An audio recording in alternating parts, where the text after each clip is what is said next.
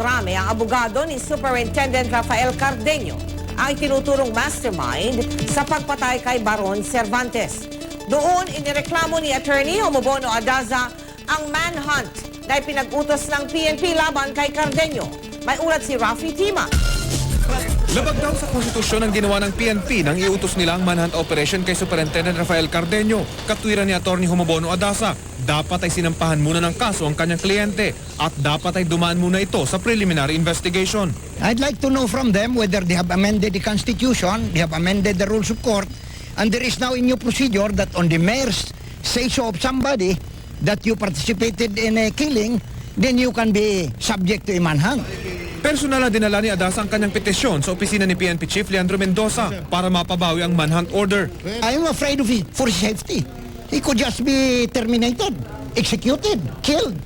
Nagpakita pa sa opisina ni PNP Chief sina Adaza at Superintendent Diosdado Valeroso, isa sa mga unang inimbestigahan sa pagpatay kay Cervantes. We are giving you this photo opportunity just to show you that nobody is in hiding. Dado here is not in hiding.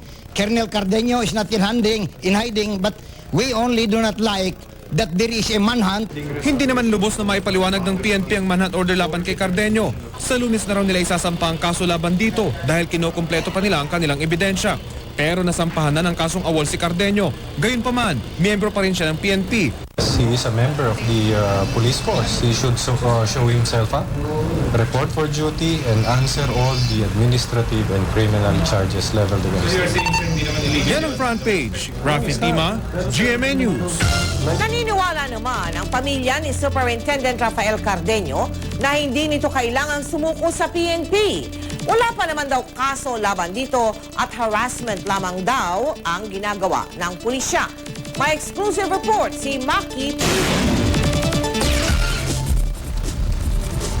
Iginiit ng pamilya ni Superintendent Rafael Cardeño na wala siyang kinalaman sa pagpatay kay Baron Cervantes. Nakikiusap sila na huwag ituring na pugante si Cardeño dahil wala namang nakasampang kaso laban dito.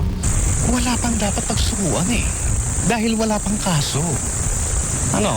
Alam mo madali yung pagsuko eh. Where there is proper charge, where there is a warrant of arrest, okay, walang problema yon. Naniniwala si Atty. Cardeño na ang lahat ng ito ay harassment o panggigipit sa kanyang kapatid matapos nitong mabisto ang malaking anomalya sa Land Transportation Office. Nagumpisa raw ang panggigipit kay Superintendent Cardeño ng isang kutsa sa umano'y planong kudeta laban sa administrasyon. It all began with the political issue when he was tagged as a coup planner together with Colonel Valeroso. From that day one, ako naniwala na hindi siya titigilan. Dahil dito, naniniwala ang pamilya ni Cardeño na malabong makuha nila ang hustisya. Masama rin daw ang loob ni Superintendent Cardeño sa PNP. Hindi raw niya matanggap na kapwa niya pulis ay ginigipit siya. Nahihirapan nga raw ang pamilya Cardeño dahil kahit saan sila pumunta, may bumubuntot na pulis. Mabigat ang dating sa mga pamilya nito. I had to console them and pakita sa kanila to live a normal life.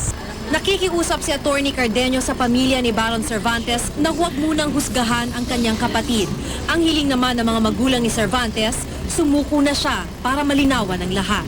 Flight is an admission of guilt, so I think it's best for Cardeño to surface and face the charges against him.